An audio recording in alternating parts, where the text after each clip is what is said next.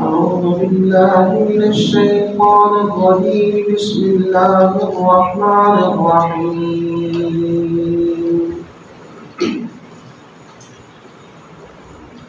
ولتكن منكم أمة يدعون إلى الخير ويأمرون بالمعروف وينهون عن المنكر وأولئك هم المفلحون ولا تكونوا كالذين تفرقوا واختلفوا من بعد ما جاءهم البينات وأولئك لهم عذاب عظيم يوم تبيض وجوه وتسود وجوه فأما الذين اسودت وجوههم أكفرتم بعد إيمانكم فذوقوا العذاب بما كنتم تكفرون وأما الذين ابيضت وجوههم ففي رحمة الله هم فيها خالدون تلك آيات الله نتلوها عليك بالحق وما الله يريد ظلما للعالمين ولله ما في السماوات وما في الأرض وإلى الله ترجع الأمور صدق الله وَلْتَكُنْ مِنْكُمْ أُمَّةٌ اور چاہیے کہ ہو جائے تم میں سے ایک جماعت یدعون الی الخیر جو لوگوں کو دعوت دے نیکی کے کام کی طرف وَيَأْمُرُونَ بِالْمَعْرُوفِ اور حکم کرے بھلائی کا وَيَنْهَوْنَ عَنِ الْمُنکَرِ اور منع کرے برائی سے وَأُولَئِکَ هُمُ الْمُفْلِحُونَ اور وہ لوگ کامیاب ہیں وَلَا تَكُونُوا اور نہ ہونا کالذین ان لوگوں کی طرح تفرقوا جنہوں نے تفرقہ ڈالا واختلفوا اور اختلاف کیا من بعد ما جاءهم البینات بعد اس لیے کہ آ چکی تھی ان کے پاس نشانی وَأُولَئِکَ لَهُمْ عَذَابٌ عَظِيمٌ اور وہ لوگ کہ ان کے لیے بڑا عذاب ہے یوم تبیض وجوہ جس دن کے سفید ہوں گے بعض چہرے وتسود وجوہ اور سیاہ ہوں گے بعض چہرے فأما الذین اسودت وجوہهم بہرحال وہ لوگ کہ جن کے چہرے سیاہ ہوں گے اکفرتم بعد ایمانکم ان سے کہا جائے گا کیا تم نے کفر کر لیا تھا ایمان کے بعد فذوقوا العذاب پس عذاب چکھو بما کنتم تکفرون اس واسطے کہ تم کفر کرتے ہو وَأَمَّا الَّذِينَ ابْيَضَّتْ وُجُوهُهُمْ اور بہرحال وہ لوگ جن کے چہرے سفید ہوں گے فَفِي رَحْمَةِ اللَّهِ پس وہ اللہ تعالیٰ کی رحمت میں ہوں گے هُمْ فِيهَا خَالِدُونَ وہ اس رحمت میں ہمیشہ رہیں گے تِلْكَ آیاتُ اللَّهِ یہ اللہ تعالیٰ کی آیات ہیں نَتْلُوهَا عَلَيْكَ بِالْحَقِّ جنہیں ہم تلاوت کرتے ہیں آپ پر حق کے ساتھ وَمَا اللَّهُ يُرِيدُ اور اللہ تعالیٰ نہیں ارادہ کرتے ظلم للعالمین جہان والوں کے لیے ظلم کا وَلِلَّهِ اور اللہ ہی کا ہے ما فی السماوات و ما فی الارض جو کچھ آسمانوں میں ہے اور جو کچھ زمین میں ہے وَإِلَى اللَّهِ تُرْجَعُ الْأُمُورُ اور اللہ ہی کی طرف لوٹتے ہیں تمام امور کل کے سبق میں یہ بات گزری تھی کہ مدینہ طیبہ میں یہود کے جو 3 خاندان بنو قریظہ بنو نذیر اور بنو قینقاع تھے وہ مشرکین کے 2 خاندان اوس و خزرج جو اس وقت مسلمان ہو چکے تھے ان کے اسلام کو برداشت نہیں کر رہے تھے نتیجتاً شرارت سے ایک رائے یہ نکالی گئی کہ شماس بن قیس یہودی نے اوس و خزرج سے مسلمان ہونے والے افراد کو اکٹھے بیٹھے دیکھا اور اس سے وہ برداشت نہیں ہوا اور اس نے ایک آدمی کو تیار کر کے بھیجا جو اوس و خزرج کے خاندانی اختلافات پر مشتمل اشعار تھے. اس آدمی نے جا کر وہ زبان جاہلیت کے اشعار پڑھ دیے. وہاں پہ لڑائی ہوگی اور اگلی لڑائی کے لیے وقت اور جگہ بھی طے ہو گئی۔ لیکن اس واقعے میں ایک پہلو ایک اور بھی تھا، وہ یہ کہ اوس و خزرج کے جو افراد بیٹھے ہوئے تھے جن میں یہودی نے آ کر اشعار پڑھے، ان میں کچھ افراد ایسے بھی تھے جو نہ قبیلہ اوس سے تعلق رکھتے تھے نہ خزرج سے تعلق رکھتے تھے۔ اب انہوں نے دیکھا کہ یہ خاندانی حمیت کی بنیاد پر برادری بیچ کر یہ لوگ لڑ بیٹھے ہیں۔ اب یہ بیٹھے دیکھ رہے تھے کہ وہ اوس و خزرج کے افراد دست و گریبان ہیں، ایک دوسرے کو دھمکیاں دے رہے ہیں، آنے والے وقت میں جگہ اور ٹائم جہاد جنگ کا طے ہو چکا ہے، لیکن یہ سوچتے رہے کہ ہم یہاں کیا کردار ادا کریں گے، میرے شام حیران کھڑے دیکھتے رہے کہ یہ کیا لڑائی ہو رہی۔ تو اللہ تعالیٰ نے اس تیسرے گروہ کو بھی مخاطب کیا، فرمایا کہ اگر مسلمانوں کے دو گروہ آپس میں اس طرح لڑ پڑے تو کھڑے ہو کر دیکھنا نہیں چاہیے، وہاں امر بالمعروف اور نہی عن المنکر کرنا چاہیے۔ فرمایا وَلْتَکُن مِنکُمْ أُمَّةٌ يَدْعُونَ إِلَى الْخَیْرِ، کہ تم میں سے ایک جماعت وہ ہوتی جو لوگوں کو نیکی کی طرف بلاتی، وَيَأْمُرُونَ بِالْمَعْرُوفِ، اچھائی کا حکم کرتی اور برائی سے منع کر دیتی، وَأُولَٰئِکَ هُمُ الْمُفْلِحُونَ، اور وہ کامیاب لوگ ہوتے ہیں۔ اور مفسرین نے اس آیت مبارکہ کا پچھلی دو آیات کے ساتھ ایک اور تعلق بھی جوڑا ہے۔ کل آخری دو آیات میں یہ بات گزری تھی کہ اللہ تعالیٰ نے اتحاد امت کے لیے بہترین ہر فرد کو اس پر عمل کرنا چاہیے۔ دو اصول بیان فرمائے جس کی وجہ سے اختلافات ختم ہوں گے۔ ایک اصول یہ کہ یا ایھا الذین آمنوا اتقوا اللہ، کے ایمان والوں تقوی اختیار کرو، اس سے اختلافات ختم ہو جائیں گے۔ اور دوسرا یہ تھا واعتصموا بحبل اللہ جمیعا، کہ قرآن کریم کو ہر آدمی اپنی زندگی کا دستور بنائے، تو جب دستور قوم کا ایک ہوگا تو پھر لڑائی نہیں ہوگی۔ اور اس اتحاد کو پیدا کرنے کے تو دو طریقے بتا دیے، اب اس اتحاد کو برقرار رکھنے کا طریقہ ارشاد فرما رہے ہیں، اور میں اس کو برقرار رکھنے کا طریقہ یہ ہے کہ وَلْتَکُن مِنکُمْ أُمَّةٌ يَدْعُونَ إِلَى الْخَیْرِ وَیَأْمُرُونَ بِالْمَعْرُوفِ وَینْہَوْنَ عَنِ الْمُنکَرِ، کہ ایک جماعت ایسی ہو جو لوگوں کو خیر کی دعوت دیتی رہے، اور جہاں اچھائی کی ضرورت ہو اس کا حکم کرے، جہاں برائی کو دیکھے اس کو روکے۔ تو یہ جب اچھائی چلتی رہے گی، برائی معاشرے سے رکتی رہے گی، تو مسلمانوں کے اس متفقہ معاشرے کے اندر اختلاف نہیں پیدا ہوگا۔ اور ویسے بھی حضور اکرم صلی اللہ علیہ وسلم نے ارشاد فرمایا من رأى منکم منکرا فلیغیرہ بیدہ، کہ جو آدمی تم میں سے برائی کو دیکھے وہ اپنی قوت بازو سے اس کو روکے، فإن لم يستطع فبلسانہ، اگر بازو سے نہیں روک سکتا تو اس کو زبان سے روکے، وإن لم يستطع فبقلبہ، اگر اس کی بھی طاقت نہیں رکھتا تو کم از کم دل میں اس کو برا سمجھے۔ اور ارشاد فرمایا وذلک اضعف الایمان، یہ ایمان کا سب سے کمزور درجہ ہے۔ اب دیکھیے معاشرے میں کتنی برائیاں ایسی ہیں کہ ہم ہاتھ سے انہیں نہیں روک سکتے، البتہ ہمارے حکمران نے ہاتھ سے روک سکتے ہیں کیونکہ وہ طاقت رکھتے ہیں۔ میں اس کی ایک مثال دیتا ہوں، ہمارے ہاں چوکوں میں چوراہوں میں بہت سارے ایسے بورڈ لگے ہوتے ہیں بڑے بڑے جن پر نامعلوم موقعوں کی تصاویر لگی ہوتی ہے۔ سیمے کے باہر بہت فوج قسم کی تصویروں کے بڑے بڑے اشتہار اور پینوفلیکس لگے ہوتے ہیں۔ اب کوئی آدمی جا کے اس کو ہاتھ سے روکنا چاہے نہیں روک سکتا۔ اگر روکے گا، کوئی مزاحمت کرے گا تو پھر جو اس کا عمل کا رد عمل ہوگا وہ برداشت نہیں کر سکے گا۔ اس لیے اب گورنمنٹ کر سکتی ہے، عام انسان اسے نہیں روک سکتا۔ تو ارشاد فرمایا کہ نہیں روک سکتے تو زبان سے اس کی تردید کرتی ہے۔ لیکن اگر حالات ایسے ہیں کہ زبان سے بھی تردید کرنا فتنے کا باعث اور لڑائی جھگڑے کا باعث بن رہا کہ یہ آدمی اس کو نہیں برداشت کر سکے گا، تو کم از کم تمہارے دل میں اس چیز غلط کی نفرت ہونی چاہیے۔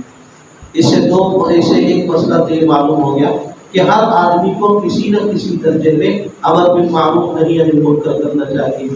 اور دوسرا مسئلہ یہ معلوم ہو گیا کہ ہر آدمی اتنے کا مکلف ہے جتنا اس کے پاس اختیار میں ہو۔ اور ایک مسئلہ مفسرین نے یہاں یہ بھی لکھا ہے کہ امر بالمعروف اور نہی عن المنکر کرنے والے کے لیے لازم ہے کہ پہلے امر بالمعروف اور نہی عن المنکر کو وہ سمجھ لے، خود بھی دیکھ لے کہ کسی سے سیکھ لے۔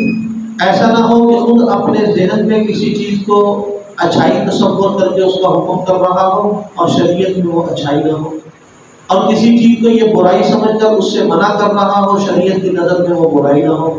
تو اس لیے امر بالمعروف نہی عن المنکر کو سمجھنا بھی چاہیے۔ اور ایک مسئلہ مفسرین نے یہاں پر یہ بھی لکھا ہے کہ امر بالمعروف نہی عن المنکر کرنا، یہ کہہ لیجیے جو دوسرے الفاظ میں کہتا ہوں تبلیغ کرنا، یہ فرض کفایہ ہے۔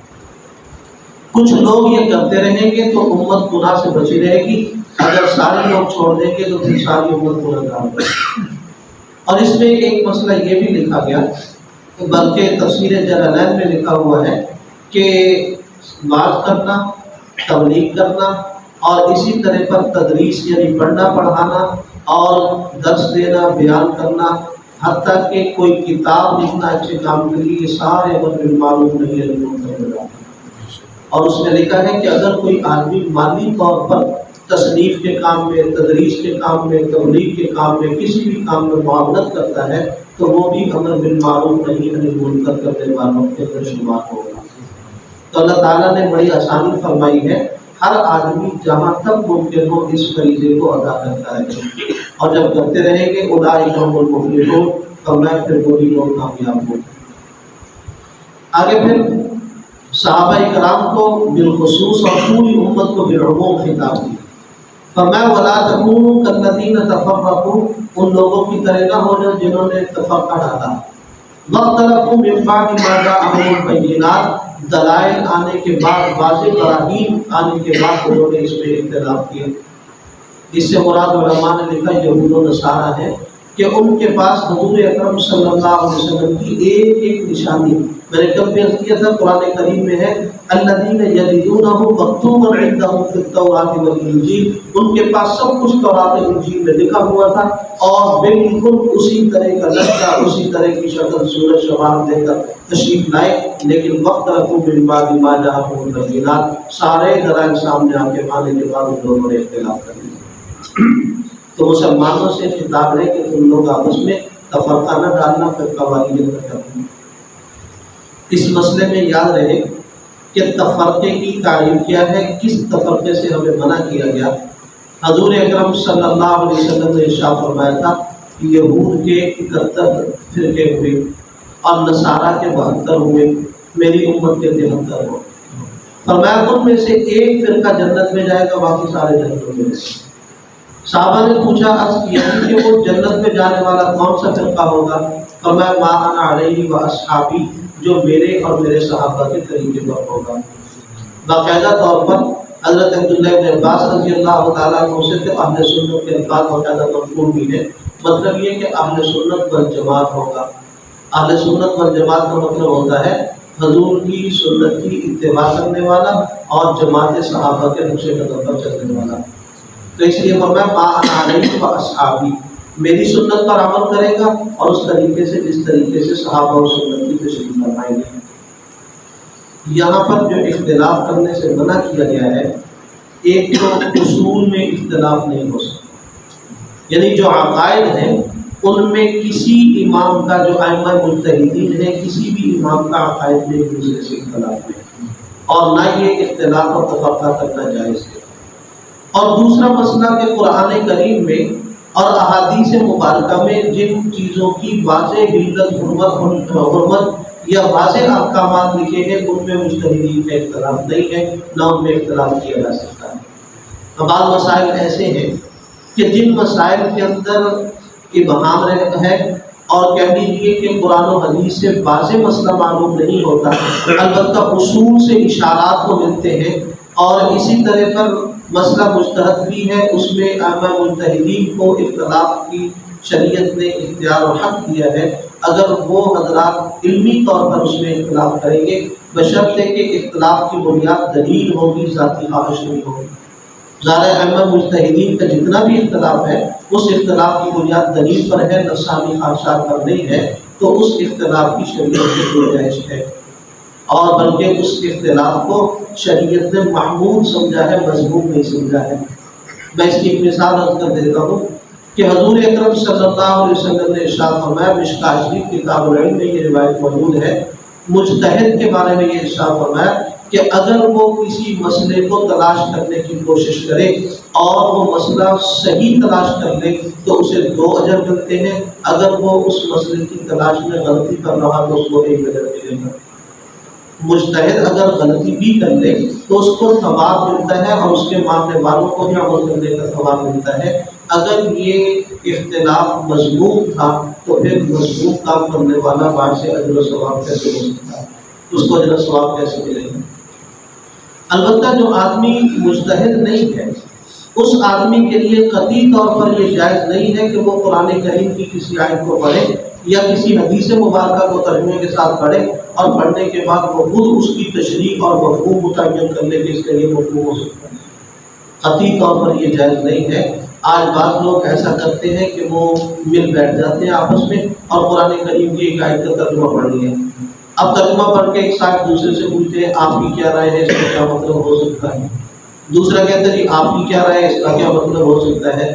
جس بات پر 4-5 آدمی متفق ہوئے اس کو لکھ لیا کہ قرآن کریم کی شاید کا یہ مطلب ہے، اتارنے والے کے یہ مقصد ہو ہی نہیں۔ یہ قرآن کریم دیکھیے ہر آدمی اپنی گفتگو کی وضاحت کا خود مقرر ہوتا ہے۔ میں نے جو جملہ بولا ہے اس کا مطلب میں بیان کروں گا کہ میری اس سے کیا مراد ہے۔ اللہ تعالیٰ نے قرآن کریم میں ارشاد فرمایا ثم ان علینا بیانا، کہ اس قرآن کی تفسیر کرنا یہ ہمارا حق ہے، کسی اور کا حق نہیں۔ اور حدیث مبارکہ میں یہ الفاظ بھی ملتے ہیں کہ جناب نبی کریم صلی اللہ علیہ وسلم سے کسی صحابہ نے پوچھا کہ حضور اس آیت مبارکہ کا مطلب کیا ہے؟ ارشاد فرمایا ابھی صرف آیت اتری ہے، اس کا مطلب نہیں اترا، جب مطلب اترے گا پھر بتائیں گے۔ اور مشکاۃ شریف کتاب ریڈ میں یہ روایت بھی موجود ہے کہ ارشاد فرمایا من قال فی القرآن برأیہ فاصاب فقد اخطأ، کسی نے قرآن میں اپنی رائے سے ترجمہ تفسیر پیش کیا وہ صحیح بھی ہوا تب بھی اس کو گناہ ہوا۔ ارشاد فرمایا فاصاب، وہ ترجمہ ٹھیک بھی ہوا، فقد اخطأ، پھر بھی اس کو گناہ ہوگا۔ کیوں؟ اس نے طریقہ غلط اختیار کیا ہے، یہ اختیار یہ اتھارٹی اس کے پاس نہیں ہے جو اس نے استعمال کی۔ اس لیے قرآن کریم کی تفسیر وہی کی جائے گی جو جناب رسول اللہ صلی اللہ علیہ وسلم سے مقبول ہے، جو حضرات صحابہ اکرام کے واسطے سے سند متصل کے ساتھ ہمارے تک آئے گی۔ تو اس لیے اگر ائمہ مجتہدین کا مسائل اجتہادیہ میں اختلاف ہے وہ اس میں داخل نہیں، اس میں وہ اختلاف داخل ہے جس کی بنیاد دلیل پر نہیں، لسانی خواہشات پر ہے۔ اور میں ایسا نہ کرنا، اولئک لہم عذاب عظیم، جو لوگ ایسا کریں گے ان کو بہت بڑا عذاب ہوگا۔ اور وہ عذاب کب ہوگا؟ فرمایا یوم تبیض وجوہ و تسود وجوہ، جس دن کچھ چہرے سیاہ ہو چکے ہوں گے اور کچھ چہرے سفید ہوں گے۔ اہل ایمان کے چہرے سفید ہوں گے اور کافروں کے چہرے سیاہ ہوں گے، یہ تفسیر میں لکھا ہے، اپنی طرف سے نہیں کہہ رہا۔ بعض حضرات نے لکھا کہ مسلمانوں کے چہرے سیاہ ہوں گے اور منافقین کے چہرے سفید، مسلمانوں کے چہرے سفید ہوں گے اور منافقین کے چہرے سیاہ ہوں گے۔ اور بعض حضرات نے لکھا ہے اہل سنت کے چہرے سفید ہوں گے، اہل بدعت کے چہرے سیاہ ہوں گے۔ یہ تفسیر حضرت عبداللہ ابن عباس رضی اللہ تعالیٰ عنہ سے مقبول، صحابہ اکرام میں رئیس المفسرین، سب سے بڑے مفسر حضرت عبداللہ ابن مسعود رضی اللہ تعالیٰ عنہ، اور دوسرے نمبر پر جو مقام ہے وہ حضرت عبداللہ ابن عباس رضی اللہ تعالیٰ عنہ کا۔ حضور اکرم صلی اللہ علیہ وسلم اس بچے سے بہت زیادہ خوش ہوئے تھے اور علم تفسیر کے لیے ان کو دعا دی تھی۔ ہوا یہ کہ جناب نبی کریم صلی اللہ علیہ وسلم بیت الخلاء میں تشریف لے گئے، یہ چھوٹے بچے تھے۔ حضور صلی اللہ علیہ وسلم کے انتقال کے وقت میں ان کی عمر بعض روایات میں 13 سال کی ہوئی، یعنی اتنے چھوٹے تھے۔ اور جب یہ والا واقعہ پیش آیا اس وقت آپ کی عمر مبارک صرف 8 سال کی تھی۔ آپ نے سوچا کہ میں لوٹا پانی کا بھر کے کیوں نہ خدمت میں پیش کروں۔ اب پانی کا لوٹا بھرا اور لے کر چل پڑے۔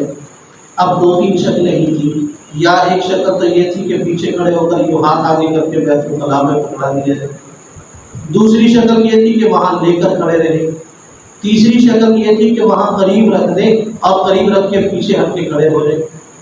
اب دیکھیے صحابی نے کتنا زبردست عمل کیا۔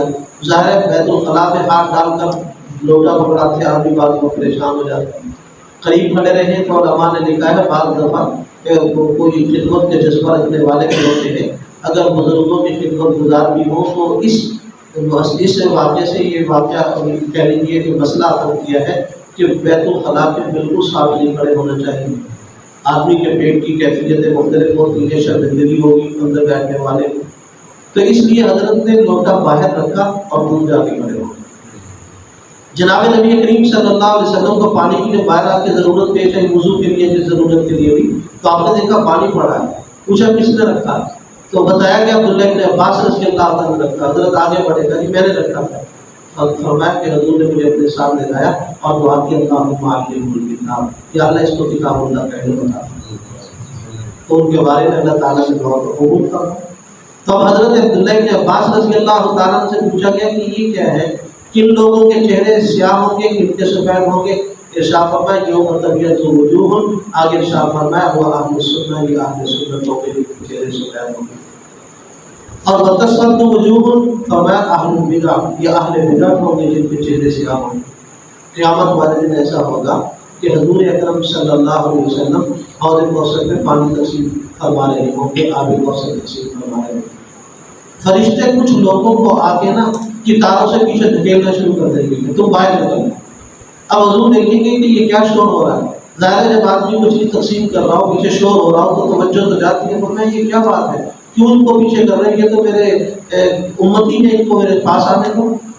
تو فرشتے حضور اکرم صلی اللہ علیہ وسلم کی خدمت میں درخواست کریں گے انک لا تدری ما احدثوا بعدک، آپ کو نہیں پتہ انہوں نے آپ کے بعد کن کن بدعتوں کا ایجاد کیا. اب ظاہر حضور امتی ہونے سے ان کے لیے کیسے پہچانیں گے؟ اس امت کا یہ اعزاز ہے کہ قیامت والے دن اعضائے وضو چمک رہے ہوں گے. اب جن لوگوں نے وضو تو کیا لیکن سنت کے مطابق زندگی نہیں گزاری، مفسرین نے لکھا تھوڑے بہت اللہ ان کے بھی چمکتے ہوں گے. حضور فرمائیں گے یہ میرے امتی ہے. تو فرشتے کہیں گے انک لا تدری ما احدثوا بعدک، آپ کو نہیں پتہ کہ آپ کے بعد اس امت نے لوگوں نے کن کن بدعتوں کو ایجاد کیا تھا. تو فرمایا فاقول سحقا سحقا، میں کہوں گا ان کو میرے سے دور لے جاؤ، میرے سے دور لے جاؤ. حضور ان کو دھوکا دیں. تو فرمایا ان اہل بدعت کے قیامت کے دن چہرے سیاہ ہوں گے. فاما الذین اسودت وجوہہم، بہرحال جن کے چہرے سیاہ ہوں گے نا، افکفرتم بعد ایمان کو، تم سے پوچھا جائے گا ایمان کا دعویٰ کرنے کے بعد کافروں والی حرکتیں کرتے رہے. فذوقوا العذاب بما کنتم تکفرون، اب چکھو عذاب کو اس کفر کے سبب جو تم نے کیا. اس سے یا تو کفر سے مراد کافرانہ حرکتیں ہیں اگر یہ اہل بدع ہیں. بعض نے کہا کہ منافقین اس سے مراد ہیں کہ ان کے چہرے سیاہ ہوں گے تو ان سے پوچھا جائے گا زبان سے تو کلمہ پڑھتے تھے لیکن اس کلمہ پڑھنے کے بعد پھر کافر ہو جاتے تھے، اپنے کفر کی سزا برداشت کرو. بعض نے کہا کہ قریشی کافر کے لیے یہ حکم ہے اس لیے کہ جب عالم ارواح میں اللہ تعالیٰ نے پوچھا تھا الست بربکم، سب نے کہا بلا انت ربنا، کیوں نہیں آپ ہمارے رب ہیں. تو اللہ پوچھیں گے عالم ارواح میں مسلمان ہونے کے بعد دنیا میں جا کے پھر کافر ہو گئے. فذوقوا العذاب بما کنتم تکفرون، چکھو عذاب اپنے کفر. اب محمد الذین ابیضت وجوہہم ففی رحمت اللہ، بہرحال جن لوگوں کے چہرے سفید ہوں گے وہ اللہ تعالیٰ کی رحمت میں ہوں گے. رحمت سے مراد یہاں جنت ہے. تو رحمت اللہ کہہ کے اشارہ کیا کہ جنت کسی کو اپنے اعمال کے سبب سے نہیں ملے گی، جنت جو ملے گی وہ اللہ کی رحمت کے سبب ملے گی. حضور اکرم صلی اللہ علیہ وسلم نے صحابہ کرام سے فرمایا تھا اللہ کے فضل سے جنت میں جانا ہوگا عبادتوں کے ذریعے سے. تو ایک صحابی کہنے لگے بلا ہم تھا یا رسول اللہ، حضور آپ بھی اپنی عبادت کے بلبوتے پر جنت میں نہیں جائیں گے؟ ارشاد فرمایا لا انا بھی نہیں، الا ان یتغمدنی اللہ برحمت، مگر یہ کہ اللہ تعالیٰ کی رحمت مجھے ہر طرف سے گھیر لے گی، وہ مجھے جنت میں دے گی. اب دیکھیے یہاں عجیب نقطہ ایک مفسرین نے لکھا ہے کہ کافروں سے کہا گیا فذوقوا العذاب بما کنتم تکفرون، اور مسلمانوں سے کہا گیا ففی رحمت اللہ، کہ کافروں سے کہا گیا عذاب چکھو کفر کے سبب سے، اور مسلمانوں سے کہا گیا کہ تم اللہ کی رحمت میں ہوں گے. اشارہ کیا کہ جہنم میں تمہارا جانا اپنے کرتوتوں کی وجہ سے ہوگا، جنت میں جانا اللہ کے فضل کی وجہ سے. اور دوسرا اشارہ بھی ایک عجیب کیا کہ جب آیت کو شروع کیا تو فرمایا یوم تبیض وجوہ، بعد چہرے چمک رہے ہوں گے. چمکتے چہروں کا پہلے ذکر کیا، سیاہ چہروں کا بعد میں ذکر کیا. اور جب تفسیر کی ان دونوں کی آگے فرمایا فَأَمَّا الَّذِينَ اسْوَدَّتْ وُجُوهُهُمْ، یہاں پر پہلے سیاہ چہروں کا ذکر کر دیا. حالانکہ اصول بظاہر یہی بنتا ہے کہ اگر پہلے سفید چہروں کی بات کی تھی تو تفصیل بھی سفید چہروں کی آتی، پہلے سفید چہروں کی بات کی، پھر سیاہ چہروں کی اجمال میں بات کی، پھر اس کے بعد تفسیر میں آئے تو پہلے سیاہ چہروں کا ذکر کیا اور بعد میں سفید چہروں کا ذکر کیا۔ مفسرین نے لکھا کہ اللہ تعالیٰ نے مخلوق کو پیدا کرنے سے اپنے مزاج کا اشارہ کیا کہ ہمارا مزاج مخلوق کے ساتھ مہربانی اور رحمت کا ہی ہے۔ وہ اس طرح کہ باشروں کی طبیعت وجوہ سیاہ سفید چہروں سے، اور ختم کی ہے ففی رحمت اللہ کہ وہ اللہ کی رحمت میں ہوں۔ یہ مزاج خدا بندی ہے۔ درمیان میں بتایا کہ کوئی جہنم میں جائیں گے تو وہ اپنے اعمال کی وجہ سے جائیں گے۔ ہم فیہا خالدون، فرمایا تو ہمیشہ ہی اللہ کی رحمت میں رہے، کبھی بھی ان لوگوں کو جنت سے نکالا نہیں کرے گا۔ فرمایا تلک آیات اللہ نتلوہا علیک بالحق، یہ اللہ تعالیٰ کی آیات ہیں جو ہم آپ پر حق کے ساتھ بیان کر رہے ہیں۔ وَمَا اللَّهُ يُرِيدُ ظُلْمًا لِلْعَالَمِينَ، اللہ تعالیٰ تو جہان والوں کے ساتھ ظلم کا ارادہ نہیں کرتے۔ جو لوگ جہنم میں جائیں گے وہ اپنے کفر کی وجہ سے جائیں گے، اللہ تعالیٰ ناانصافی بھی کر رہے ہیں۔ اگرچہ اللہ تعالیٰ سب کو جہنم میں پھینک دے تب بھی ظلم نہیں، وہ سب کو جنت میں ڈال دے تب بھی انصاف کے خلاف نہیں۔ کیوں؟ اس لیے کہ للہ ما فی السماوات و ما فی الارض، جو کچھ آسمان میں زمین میں سب اللہ کا۔ اب ایک چیز میری ملکیت ہے، درخت ہے میری ملکیت ہے، میں اس کو کاٹ کے اس کا بیٹ بناؤں یا اسے کاٹ کے اس کے چولہے میں جلاؤں، مجھے کون پوچھ سکتا ہے؟ وہ میری ملکیت ہے۔ تو اسی طرح زمین و آسمان کی ساری مخلوق اللہ کی ملکیت ہے۔ فرمایا لیکن پھر بھی اللہ تعالیٰ مہربانی کا معاملہ فرمائیں گے، ہے سب اللہ کی ملکیت۔ وَإِلَيْهِ وَإِلَى اللَّهِ تُرْجَعُ الْأُمُورُ، تمام امور اسی کی طرف لوٹائے گئے اللہ تعالیٰ سے۔ الحمد للہ رب العالمین، الرحمن الرحیم، مالک یوم الدین، اللهم صل على سيدنا ومولانا محمد وعلى آل سيدنا ومولانا محمد وبارك وسلم۔ ربنا آتنا في الدنيا حسنة وفي الآخرة حسنة وقنا عذاب النار۔ ربنا لا تزغ قلوبنا بعد إذ هديتنا وهب لنا من لدنك رحمة إنك أنت الوهاب۔ واعف عنا واغفر لنا وارحمنا أنت مولانا فانصرنا على القوم الكافرين۔ اللهم أدخلنا الجنة بغير حساب، اللهم أعذنا من النار، اللهم وفقنا لما تحب وترضى، اللهم إنك عفو كريم تحب العفو فاعف عنا، اللهم إنا نسألك توبة قبل الموت وراحة عند الموت ومغفرة بعد الموت، اللهم إنا نجعلك في قلوبنا ونعوذ بك من شرورهم، اللهم اقض حاجاتنا، اللهم اشف مرضانا، اللهم اغفر لموتانا۔ صلی اللہ تعالی علی خیر خلقہ محمد وآلہ وصحبہ اجمعین۔